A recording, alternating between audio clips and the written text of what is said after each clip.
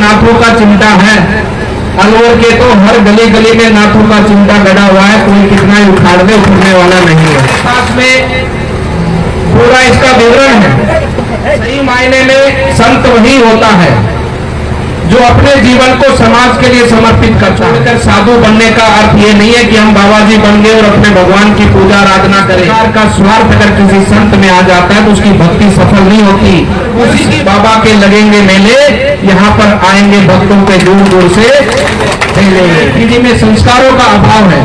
आज हर बुजुर्ग, हर माता पिता इस चिंता में रहे। 7 महीने, 1 साल, 2 साल, 5 साल शादी को हुए हैं और आज वो घर दोनों टूटने के कगार पर होते हैं। भर्तृ जी के नाम से ये जिला जाना जाता है। निजी जीवन में इतने स्वार्थी हो चुके हैं कि हम अपने वर्तमान को भूल चुके हैं, आने वाले भविष्य को भूल चुके हैं, मर्यादाओं को भूल चुके हैं। नशे की गिरफ्त में युवा साथी है।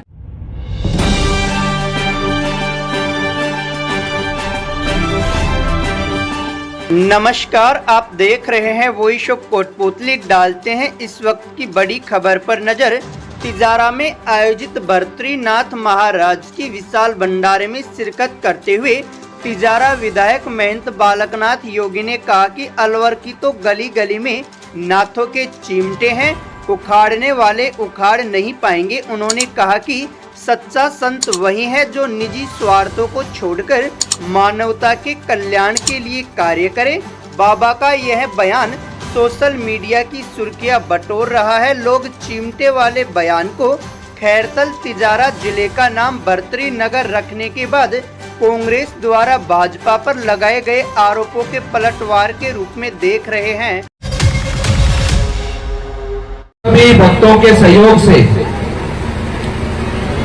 जो कि अभी कुछ दिन पहले ही आप सबने संकल्प लिया कि यहाँ पर तिजारा के अंदर बाबा भर्तृ जी का पौराणिक स्थान है। ऊपर पहाड़ पे बाबा भर्तृ जी की गुफा है और ये संकल्प लेकर आप सब बाबा के भक्त आगे बढ़े कि यहाँ पर इस बार बाबा के भर्तृ का भंडारा, जो कि हमारे अलवर का लोक देवता के रूप में बाबा भर्तृनाथ जी को पूजा जाता है और हर वर्ष भर्तृनाथ जी के भंडारा भर्तृछिंड सिरिस्का के अंदर आयोजित होता है, जिसमें लाखों की संख्या में न केवल अलवर, दौसा से लेकर करौली, धौलपुर, इन सब क्षेत्रों से, भरतपुर से लाखों की संख्या में बाबा के भक्त वहां पर पहुंचते हैं। और उसी बाबा भर्तृ जी के नाथ जी का यहाँ पर हमारे तिजारा के अंदर भी एक पौराणिक स्थान है। आप भक्तों ने संकल्प लिया और देखो ये तो बाबा की ही माया है कि ऐसा भंडारा आज पहला भंडारा है और ऐसे लगता है कि जैसे सैकड़ों वर्षों से भंडारा आयोजित होता हो और हजारों की संख्या में बाबा के भक्त इस भंडारे में पहुंचे हैं। आप सब लोग पहली बार आए हो भंडारे में, पहली बार हुआ ना, लेकिन आप अंतरात्मा से आंख बंद कर सोचिए, विचार करिए। ऐसा आभास हो रहा है कि जैसे हर वर्ष यहाँ भंडारा लगता हो। इस प्रकार की अनुभूति इस स्थान पर आकर हम सबको प्राप्त हुई है। और मैं तो ये कहना चाहता हूँ कि भैया ये तो नाथों का चिमटा है। अलवर के तो हर गली गली में नाथों का चिमटा गड़ा हुआ है, कोई कितना ही उखाड़ दे उखड़ने वाला नहीं है कि नहीं है? अलवर के हर एक क्षेत्र में नाथ संप्रदाय के योगेश्वरों ने राजस्थान के एक एक गांव के अंदर, हमारे पास में पूरा इसका विवरण है कि उत्तर भारत में सबसे ज्यादा नाथ संप्रदाय की भूमि, नाथ संप्रदाय के मठ मंदिर अगर सबसे ज्यादा कहीं है तो पूरे राजस्थान में है, और राजस्थान में सबसे ज्यादा कहीं है तो वो अलवर जिले के अंदर है। हर एक विधानसभा, हर एक ब्लॉक के अंदर हमारे नाथों के धूने जनमानस की कल्याण की भावना से सिद्ध पुरुष योगेश्वरों ने अपने गुरु महाराज का आशीर्वाद लेकर वहां पर धूने लगाए और जनता जनार्दन का कल्याण कर अपने जीवन को धन्य किया। सही मायने में संत वही होता है जो अपने जीवन को समाज के लिए समर्पित करता है, अपने फल प्राप्ति को भी समाज के लिए समर्पित करता है। जैसे कि हम घर छोड़कर साधु बनते हैं, लेकिन घर छोड़कर साधु बनने का अर्थ ये नहीं है कि हम बाबा जी बन गए और अपने भगवान की पूजा आराधना करें। घर छोड़ने का अर्थ है कि साधु बनकर समाज की सेवा करना, समाज के लिए अपना जीवन देना, अपनी संस्कृति अपने धर्म के लिए अपना जीवन देना, वही संत होता है। और अगर भगवान की भक्ति में भी अगर स्वार्थ आ जाए, भगवान की भक्ति में अगर स्वार्थ आ जाए, स्वार्थ तो किसी भी चीज का हो सकता है, धन माया का हो सकता है, वैभव का हो सकता है, सम्मान का हो सकता है, किसी भी चीज का स्वार्थ हो सकता है। उसी प्रकार से स्वार्थ भगवान का भी हो सकता है कि हमें यह स्वार्थ आ जाए कि हम भगवान की भक्ति करें, भगवान का फल हमें प्राप्त हो, भगवान का फल हमारे लिए प्राप्त हो। अगर इस प्रकार का स्वार्थ अगर किसी संत में आ जाता है तो उसकी भक्ति सफल नहीं होती। उसी की भक्ति सफल होती है कि वो भगवान की प्रार्थना आराधना भक्ति करता है और भगवान से यही प्रार्थना करता है कि भगवान जो मुझे फल प्राप्त हो, उस फल का लाभ पूरी जनता जनार्दन को समर्पित हो, सब भक्तों को मिले, वही उसकी भक्ति प्रार्थना सफल होती है। और यही साधु का कर्म होता है। और इसी कर्म की भांति आप सब भी हमारे साथ मिलकर अपने राष्ट्र अपनी संस्कृति की सेवा में लगे हैं।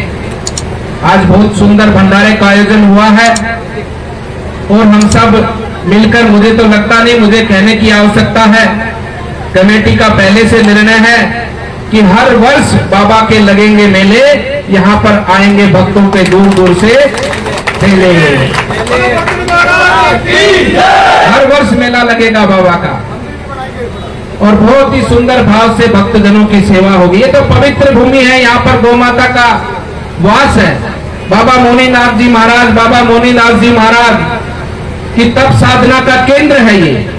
और ऐसे ही कोई साधु संत किसी स्थान पर जाकर उस स्थान का चयन नहीं करता, वो स्थान बहुत पवित्र होता है और इस भाव से वहीं पर आकर अपनी धुनी नमाता है। और जिस स्थान पर गौ माता का वास हो, वहां तो सब देवी देवताओं का वास होता है। इतना पवित्र स्थान है ये। इस स्थान पर आपके आने मात्र से आपके जीवन का कल्याण होता है।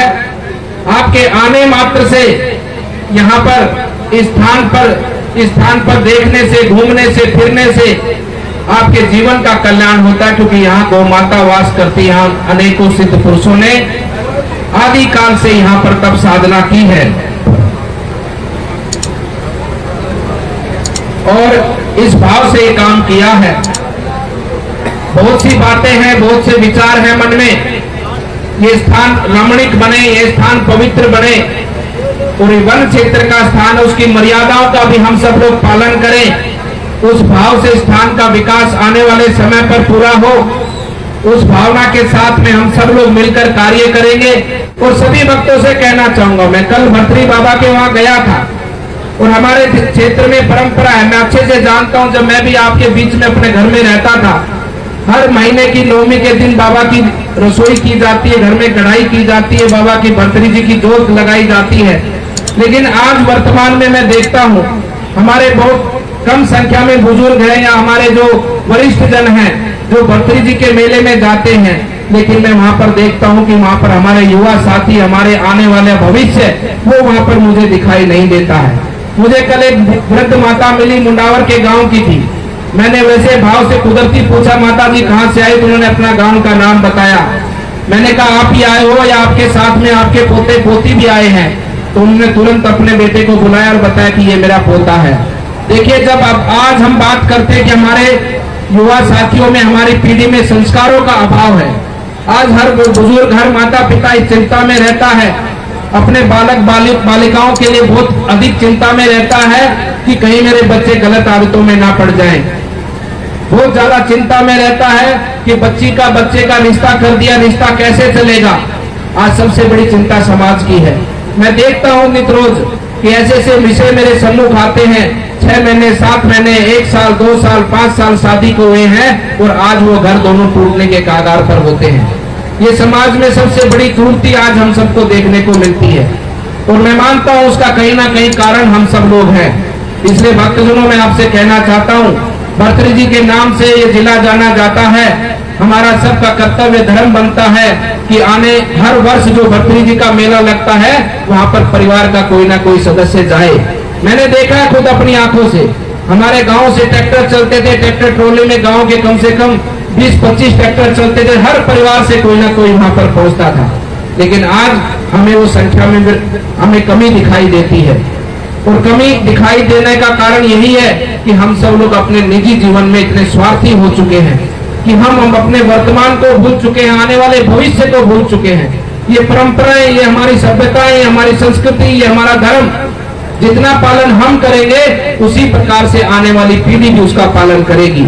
इसलिए अपने आने वाली पीढ़ी को, वर्तमान भविष्य को आप जरूर ऐसे स्थानों पर लेकर जाइए, उनको दिखाइए ये हमारा भर्तृ जी का स्थान है, यहाँ पर हमारी धोख लगती है, यहाँ पर बाबा के, यहाँ पर हमारा आशीर्वाद हम सब पूरे परिवार को प्राप्त होता है। आपको वर्ष में एक बार यहाँ पर जरूर आना है, ये हमारे इष्ट देवता है। इस प्रकार का विचार अपने बालक बालिकाओं में देंगे तो मुझे लगता है कि जो छोटे छोटे कार्य होते हैं उनसे हम बड़ा परिवर्तन समाज में ला सकते हैं। और आज समाज के अंदर जो हमें ये समस्याओं का सामना करना पड़ता है, युवा साथी संस्कारों को भूल चुके हैं, मर्यादाओं को भूल चुके हैं, नशे की गिरफ्त में युवा साथी है, उसको वापस अपने रास्ते पे लाने का काम हमारी जिम्मेदारी बनती है। आप सब वरिष्ठ जनों की जिम्मेदारी बनती है, क्योंकि आप सब जानते हैं कि जैसा सिखाओगे वैसा ही सीखा जाता है, जैसा अन्न खाते हैं वैसा ही विचार होता है। इसका परिणाम आप सबको जानते हो, ये विषय सब आप जब जानते हो कि कहीं भी चले जाओ, एक बच्चा है यहाँ पर पैदा हुआ है, यहाँ पर पैदा होने के 2-4-6 महीने में उसको आप अमेरिका में जाके छोड़ दो, उसको हिंदी बोलने भी नहीं आएगी। यही संस्कार होते हैं। तो जैसा आप उसको परंपरा डालोगे, आप उसको धर्म के बारे में बताओगे, कर्म के बारे में बताओगे, आप मर्यादाओं के बारे में बताओगे, तो मर्यादा और धर्म को मानने वाला बालक बनेगा, उस भाव से अपने जीवन को आगे बढ़ाएगा। इसलिए हम सब इन बातों पर विचार कर कर अपने जीवन को आगे बढ़ाएं और हमारे क्षेत्र को भी विकास के पथ पर आगे लेकर जाएं। मैंने मुख्यमंत्री जी के सामने मांग रखी थी कि जो हमारे तिजारा से बाबा मोहनी जी की गौशाला तक ये जो रोड आता है, ये बहुत छोटा रोड है, और आज यहाँ भर्तृ जी के स्थान पर आकर मैं पूरे विश्वास से कह सकता हूँ, बाबा के आशीर्वाद से, कि जो हमने अपनी मांग रखी थी, मुझे पूरा विश्वास है कि आने वाले समय पर ये रोड भी हमारा चौड़ीकरण होगा और सुंदर एक मार्ग हमारा इस स्थान तक आकर पहुंचेगा, जिससे आने वाले समय पर भक्तों को कोई भी असुविधा ना हो। अगर अभी तक आपने चैनल को सब्सक्राइब नहीं किया है तो चैनल को लाइक, शेयर व सब्सक्राइब अवश्य करें। जिले की तमाम छोटी बड़ी खबरों को जानने के लिए बने रहे वॉइस ऑफ कोटपुतली के साथ। बालाजी फिनसर्व, जहां मिलती है आपको वाहन बीमा, स्वास्थ्य बीमा, म्यूचुअल फंड, जीवन बीमा, फाइनेंस, साधारण बीमे की सभी सुविधाएं। कार्यालय बानसूर महाविद्यालय के पास, बाईपास रोड बानसूर। मुख्य कार्यालय लाल कोठी कोटपुतली। अधिक जानकारी के लिए संपर्क करें 8302367656।